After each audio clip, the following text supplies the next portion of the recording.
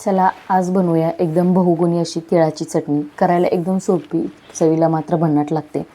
आता इथं साहित्य घेतले, याची जी लिस्ट आहे तर ती मी खाली डिस्क्रिप्शनमध्ये देते, नक्की चेक करा. सुरुवातीला छान असे शेंगदाणे खरपूस भाजून घेतले. त्याच्यानंतर 1 वाटी तीळ, ते सुद्धा अगदी छान असे फुलेपर्यंत भाजून घ्यायचे. तर तीळसुद्धा भाजताना मोठी कढई वापरायची, म्हणजे तीळसुद्धा तळतळ उडेपर्यंत छान असे फुलेपर्यंत भाजून घ्यायचे. नंतर खोबरं अगदी हलकंसं ब्राऊन होईपर्यंत भाजून घ्यायचं, जास्त भाजायचं नाही. हे सगळे जिन्नस एकत्र करायचे आणि थंड झाल्यानंतर मग मिक्सरच्या भांड्यामध्ये काढून घ्यायचे. शेंगदाणे मात्र पूर्ण साल काढून टाकायचे, कारण पूर्ण सालीसकट शेंगदाणे टाकले तर चटणीचा कलर थोडासा चेंज होऊ शकतो.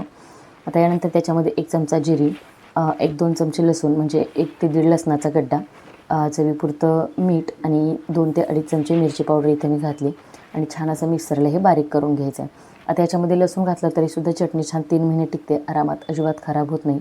आणि बघा कसली भारी तिळाची चटणी आपली तयार झाली. एकदम मस्त अशी चटणी चवीला लागते. थोडीशी थंड झाली की हवाबंद डब्यामध्ये भरून ठेवा आणि अशाच छान रेसिपीसाठी आपल्या चॅनलला